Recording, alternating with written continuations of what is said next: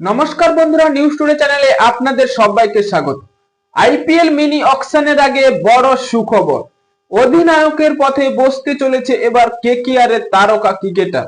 হ্যাঁ বন্ধুরা, কেকেআর এর কোন তারকা ক্রিকেটার এবার অধিনায়কের পথ পেতে চলেছে তা সম্পূর্ণ জানবো আজকের ভিডিওতে। তার আগে কেকেআর এর ফ্যান হলে ভিডিওটিকে করো লাইক এবং ভিডিওর কমেন্ট বক্সে লিখে জানিয়ে দাও আমি কেকেআর। বছরের পর বছর ধরে কেকেআর এবং টিম ইন্ডিয়ার হয়ে ভালো পারফরমেন্স দিয়ে আসছে সেই কেকেআর এর মিষ্টি স্পিনার বরুণ চক্রবর্তী। এবার তার ভাগ্য খুলে গেল, তিনি এবার অধিনায়কের পথে বসতে চলেছে। হ্যাঁ বন্ধুরা, কেকেআর এ নয়, তিনি এবার অধিনায়কের পথ পেতে চলেছে সেই টি-20 ক্রিকেটে, ঘরোয়া ক্রিকেট শহীদ মুশতাক আলী ট্রফিতে। এবার তামিলনাড়ুর হয়ে তাকে অধিনায়ক দেয়া হয়েছে এবং তামিলনাড়ুর হয়ে খেলেন সেই সাই কিশোর রয়েছে এবং জগদীশ। এরা ভালো ভালো ক্রিকেটার, তারাও অধিনায়ক করতে পারে এবং করেছে। কিন্তু এবার তামিলনাড়ুর ম্যানেজমেন্ট সেই বরুণ চক্রবর্তীর ওপর ভরসা করেছে। তাহলে কি কেকেআর এর সেই তারকা ক্রিকেটার বরুণ চক্রবর্তী, তিনি যে বল দুর্দান্ত করে এটা সবাই জানি, তিনি যে অধিনায়কের পদ পেয়ে তার কি সেই ভালো পারফরমেন্সটা হারিয়ে ফেলবে? কারণ ক্যাপ্টেন পেলে অনেক দায়িত্ব সামলাতে হয়, সেখানে বরুণ চক্রবর্তী তার যে মিষ্টি স্পিনার রূপে পরিচিত, সেখানে তিনি কাকে বল করবে, ব্যাট করাবে, এই সব মাথায় অবশ্যই রাখতে হয়। তাই সেখানে তার এই পরিস্থিতিতে তার বোলিং যে ইউনিটটা রয়েছে সেটা কি ভুলে যাবে? হ্যাঁ বন্ধুরা, এটা পুরোপুরি প্রমাণ করবে সেই বরুণ চক্রবর্তীর ওপর। কারণ তামিলনাড়ু ক্রিকেটে সেই শহীদ মুশতাক আলী ট্রফিতে যদি তিনি ভালো করতে পারে, তাহলে কেকেআর এর জন্য তার জায়গা থাকবে অধিনায়কে।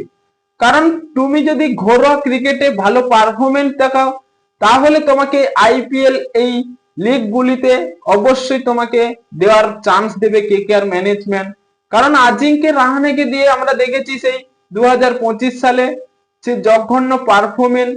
যাই হোক, আজিঙ্কে রাহানে ব্যাটিং এ দুর্দান্ত করেছে কিন্তু অধিনায়কে ফ্লপ গিয়েছে।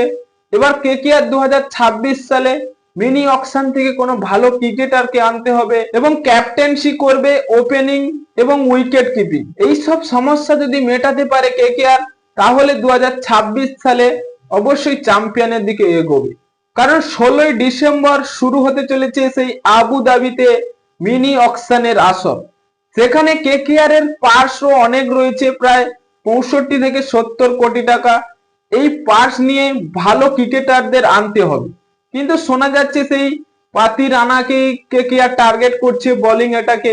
এটা একটা ভালো দিক, কারণ বোলিং ইউনিটটা যদি ভালো করে, কেকেআর এর ব্যাটিং ইউনিটটাকেও ভালো করতে হবে। এবার আইপিএল মিনি অকশনে অনেক বড় বড় ক্রিকেটার রয়েছে, তাদেরকে টার্গেট করতে হবে। মিডিল অর্ডারে এসে ব্যাটিং করার অনেক দক্ষতা ক্রিকেটার রয়েছে কেকেআর এ, যারা রিলিজ করেছে সেই রিঙ্কু সিং এবং আজিঙ্কে রাহানে, এবং কেকেআর রেখে দিয়েছে সেই রৌমেন পোয়েলকে। তাই কেকেআর এর জন্য ব্যাটিং অর্ডার ঠিকঠাক রয়েছে। ওপেনিং ঠিক হলে কেকেআর অবশ্যই 2026 এর দিকে এগোতে পারবে। কারণ ওপেনিং অর্থাৎ শুরুবাতটা যদি ঠিকঠাক হয়, তাহলে যে কোনো ব্যাটিং এসে মিডিলের দিকে খেলে দিতে পারবে। হ্যাঁ বন্ধুরা, আপনাদের কি মনে হয়, কেকেআর কি পারবে তাদের সেই মিনি অকশন থেকে ভালো কোনো ক্রিকেটারকে আনতে? এবং কেকেআর এর যে সেই মিষ্টি স্পিনার বরুণ চক্রবর্তী, তিনি তামিলনাড়ুর হয়ে অধিনায়কত্বের পদ পেয়েছে এবং আমরা চাই তিনি আরো ভালো করুন, কেকেআর এর জন্য আরো এফেক্টেড আনতে পারেন, যাতে কেকেআর 2026 সালে ফর্মগুলি ধরে রাখতে পারে। তাই এখনই আপনাদের মতামত কমেন্ট বক্সে লিখে জানিয়ে দিন এবং চ্যানেলটি সাবস্ক্রাইব করে আমাদের পাশেই থাকুন।